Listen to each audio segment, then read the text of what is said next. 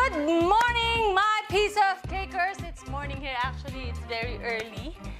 We have a trip to go today, and I'm gonna make some snacks for us to bring. Ang aking always go-to snack is egg tart because it's very easy to make. And today, I'm gonna share that with you.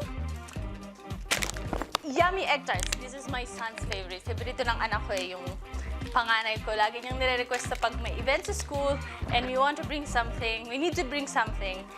Ito yung gusto niyang lagi ginagawa ko. So, I just want to share my very simple recipe of doing this.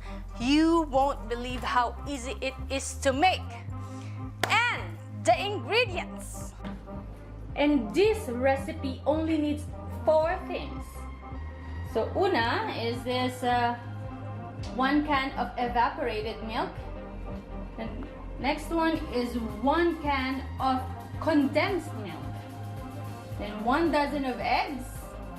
And this 1 pack of egg tart shells. This pack has 30 pieces in it. And sakto lang siya sa proportion ng ating mga ingredients. So, let's do this! So, ang una natin gagawin is to separate the egg yolks from the egg white. Actually, ang kailangan lang natin sa ingredients is yung egg yolk. So, yung mga egg yolks lang. Separate natin right now.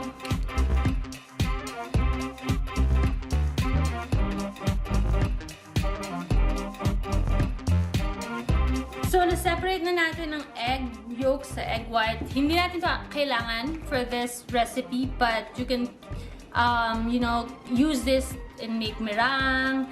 So, you can, if you are not gonna use it yet, cover mo lang siya with plastic wrap and put it in your fridge. And use it in the next couple of days. But, I think I'm gonna make some meringue out of this.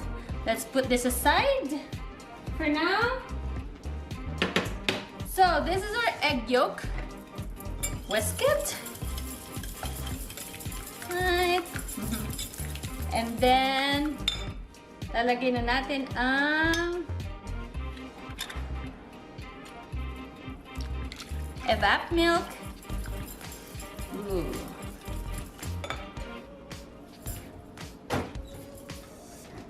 Condensed milk.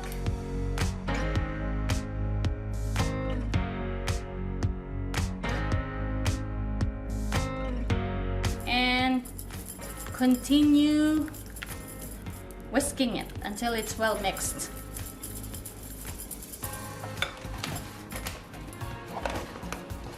Done with this. So after you whisk the condensed milk, the evap milk, and the egg yolks,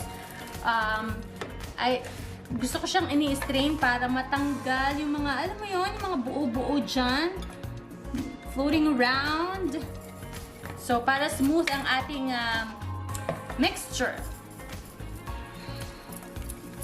You'll see na may buo-buo siya after. Ooh. Yung iba, they strain it with fabric or tela, cotton na tela. Pwede rin, of course. For ang main idea, of course, is to take out those yung mga lumps na ganyan, no? I think they are part of egg whites na napasama.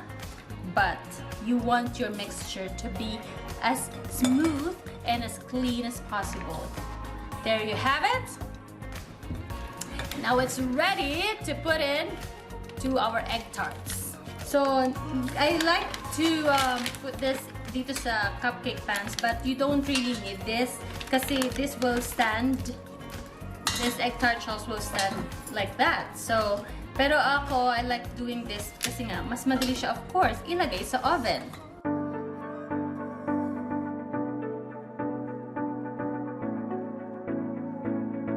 So, this is 24.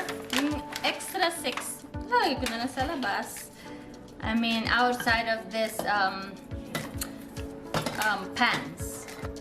And habang nilalagay natin yung egg and milk mixture natin sa egg tarts, let's start preheating our oven to 385 degrees Fahrenheit.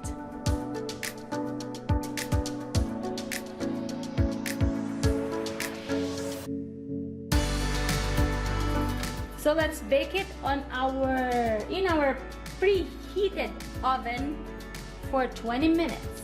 Oops. Ooh. It's hot. There you have it, ladies and gentlemen. Let's just wait for 20 minutes.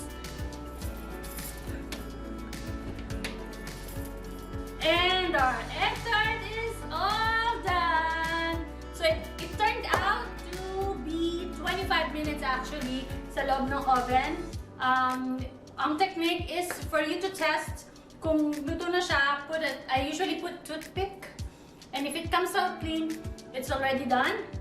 Sometimes you thought yung top part is medyo hindi pa siya ganon kaluto. What I usually do, if the toothpick comes out clean, I turned off the oven already and just leave it there, and it will cook the rest of the tarts, the custard, with the heat na natitira sa oven while it's off.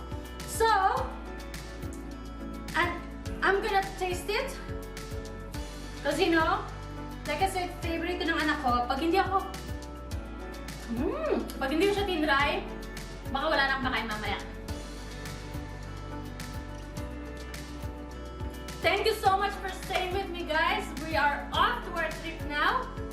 I hope I'll see you again next time. Please don't forget to subscribe and hit the like button. Thank you so much, guys. God bless you.